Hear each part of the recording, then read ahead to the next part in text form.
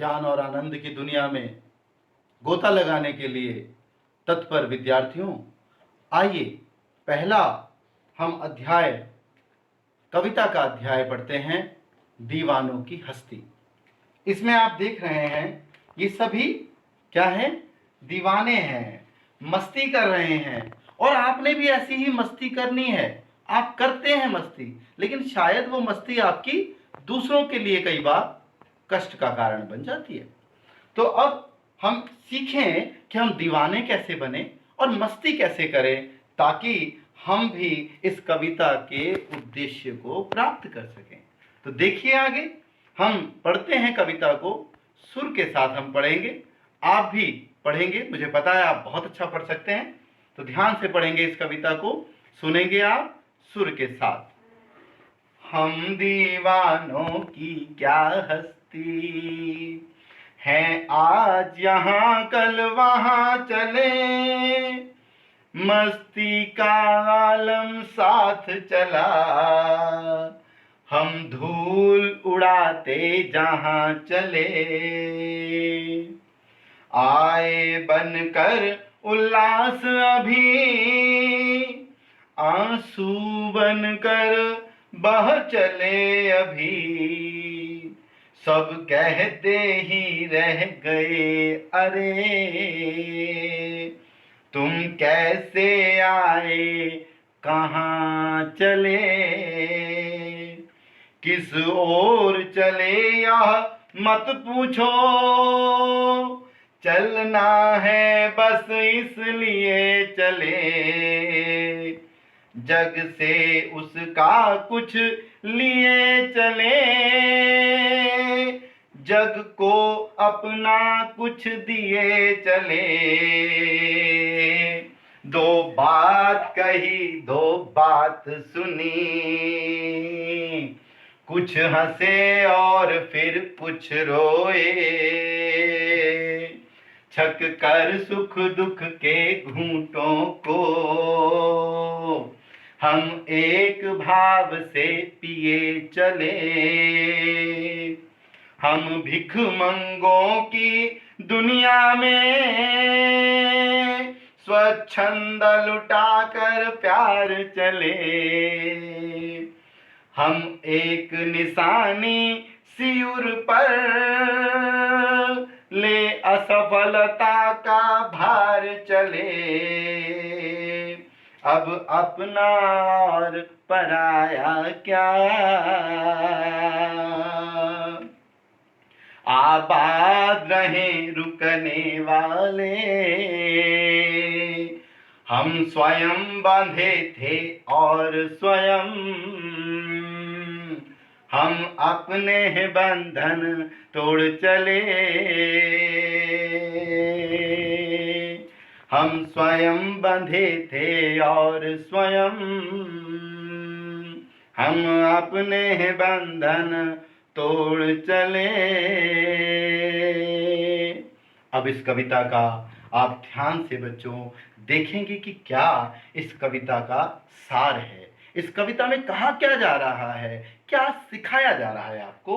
तो प्रस्तुत कविता में कवि का मस्त मौलापन और ये बेफिक्री का जो स्वभाव है ना, वो दिखाया गया है। मस्त मौला स्वभाव का व्यक्ति जहां पर भी जाता है वहां खुशियां ही खुशियां फैलाता है।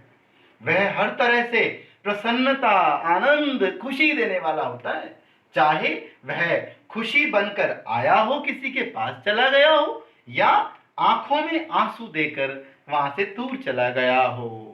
अर्थात जब वो कहीं से दूर जाता है तो लोगों को दुख होता है, अरे यार क्यों गया वो वहीं रहना चाहिए था हमारे साथ। कवि बहते पानी और रमते जोगी वाली कहावत के अनुसार एक जगह नहीं टिकते। कहते जो मैं मस्त मौला हूं, मैं एक जगह नहीं टिकता हूं।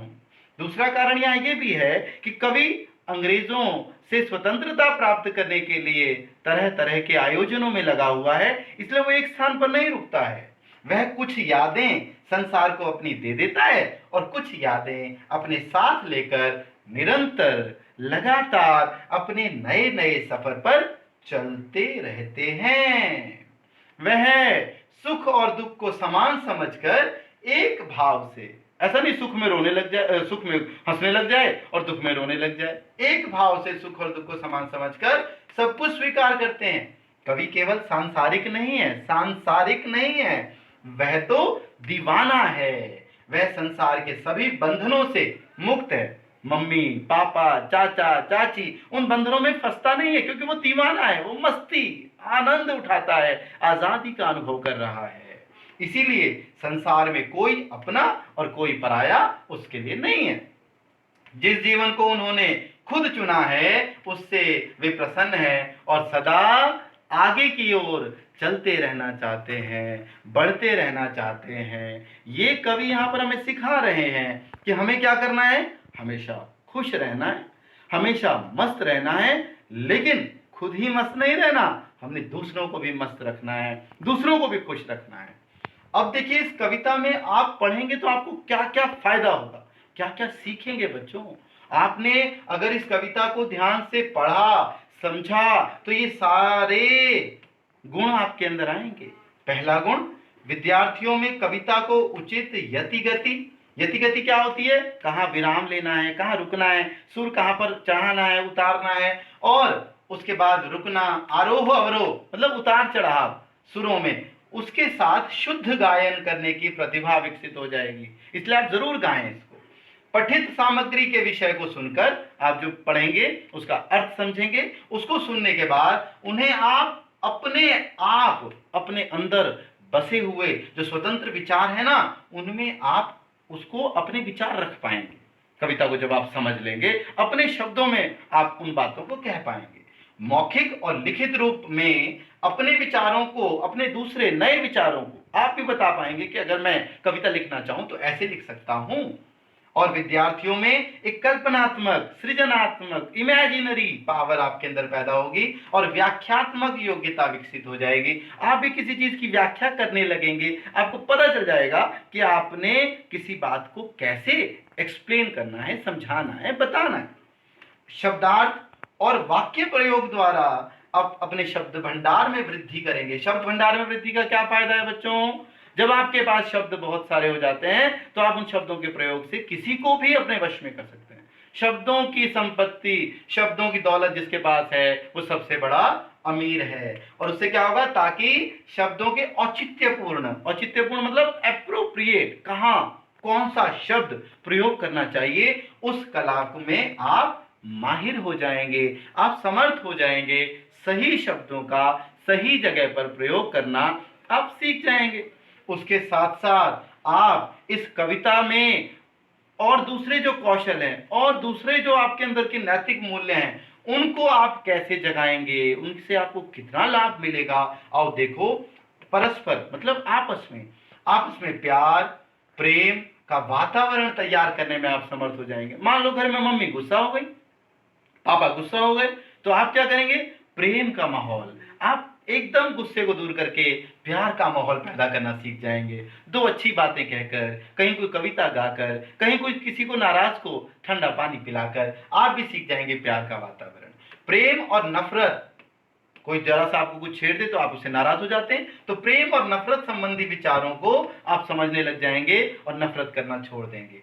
भगवती चरण वर्मा जो इसके लेखक हैं, उनके व्यक्तित्व और उनकी कृतित्व मतलब रचनाओं के बारे में आप जान लेंगे।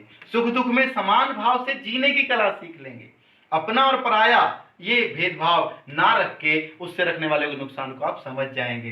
अपनी भारतीय संस्कृति की रक्षा करने के साथ साथ आप इंसानी मूल्यों का सम्मान करने की भावना आपके अंदर जाग जाएगी। आपको पता रहेगा, ध्यान रहेगा कि मैंने हर व्यक्ति का सम्मान करना है, उसके अंदर की भावनाओं का सम्मान करना है, उसे मैंने इतना सम्मान देना है कि उसके अंदर भी प्रेम रहे, उसके अंदर भी सम्मान का भाव पैदा हो जाए, वो भी मस्त रहे और हमें भी वो मस्त रहना सिखा दे। तो आज हम इतना ही पढ़ेंगे, अगले वीडियो में इस पर विस्तार से चर्चा करेंगे। धन्यवाद।